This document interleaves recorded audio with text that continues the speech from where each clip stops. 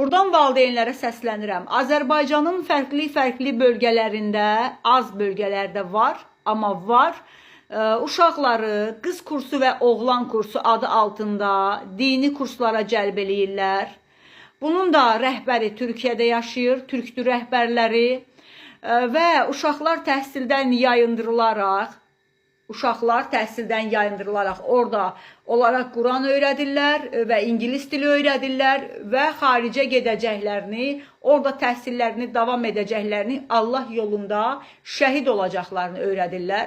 Yəni bu qaranlıq, ölkəmizin içinə girmiş bu qaranlıq din adı altında çirkin əməllərlə məşğul olan adamlar sizin sabah evlatlarınızın faciəsi olacaq. Bugün insana, müstəqil Azərbaycan cəmiyyətində insana lazım olan təhsildir, incəsənətdir. Azərbaycan xalqına bu lazımdır. Övladlarınızı aparıb qoymayın həmin yerlərə. Həmin yerlərdə Azərbaycan üzrə minlərcə uşağa baxırlar. Fərqli bölgələr, oğlan kursları ayrıdır, qız kursları ayrıdır. Orada uşaqların başını bağlayırlar, bəzən də bir-biri ilə evləndirirlər. Deməli, o kurslarda nə maddi marağı var ki, bunun adı heç yerdə keçmir və orada sən istəsən də uşaq qoya bilmirsən, tanışlıqdan qoymalısan ancaq. Və nə maddi maraqları var ki, il boyu kiminsə uşağına baxırlar. Yəni, həftə sonu evə getmək də yoxdur.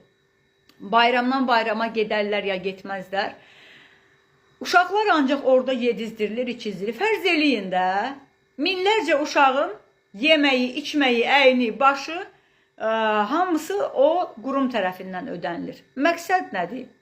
Səbəb nədir? Hansı səbəbdən xeyriyyə işi görür? Yox, başqa iş görürlər onlar. Aldanmayın.